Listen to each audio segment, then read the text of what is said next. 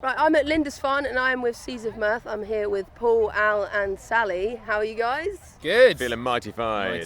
Awesome. So Seas of Mirth, can you tell me, how did it start? Come on, mate. Oh, okay. Right, so I found myself moving in with Paul at his student house in the year 2007, am I right? Yeah? Okay. He had some recordings and within about 2 days we were in a band.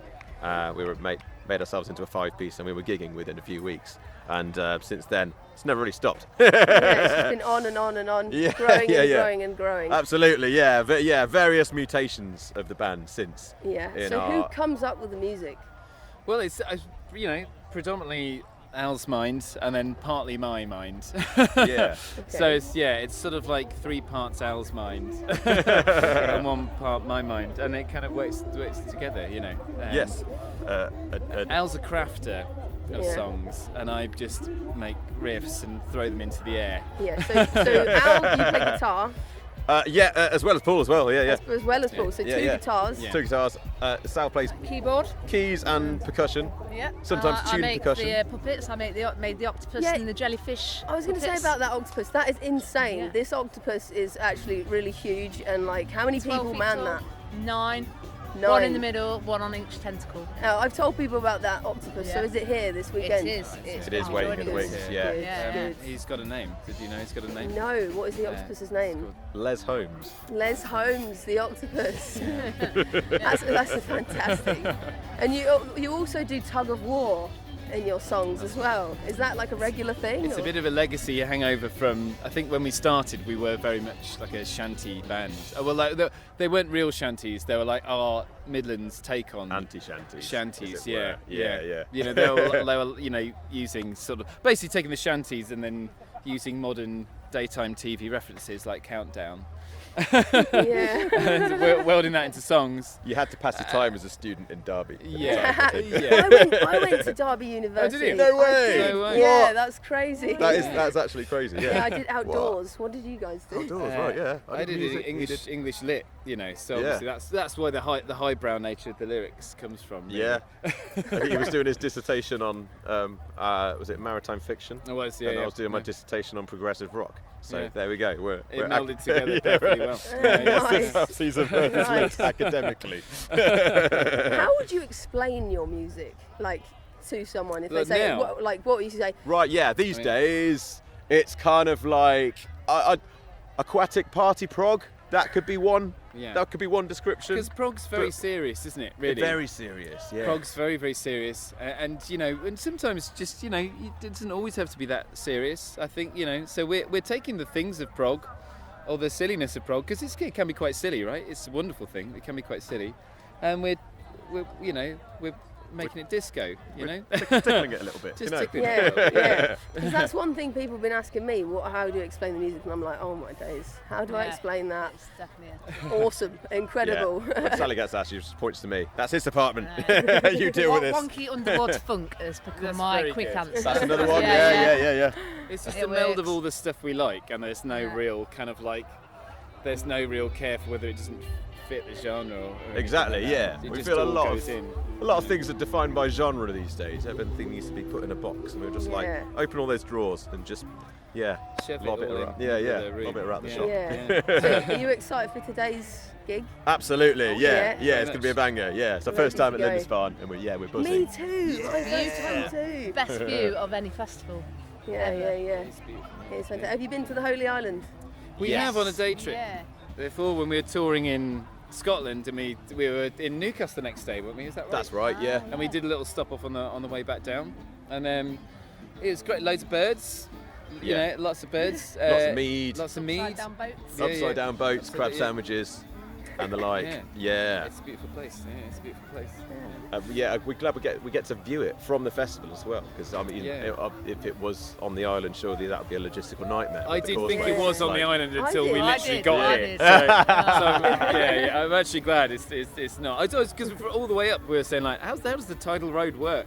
Yeah, you're gonna get here and then you can't get into. Or there's just loads of people queuing up just having to abandon their cars. I don't know. You've still got 6 hours to the gig. You missed it, mate. Well, thank you guys so much for the interview. Maybe do some vlogging. see you more. I'm doing the plugging dance. Yeah, as you're well. doing I some didn't see on the dancing. radio. Yeah. I'll be doing that. At your gig for sure. Brilliant. So we've got a new album coming out. Awesome.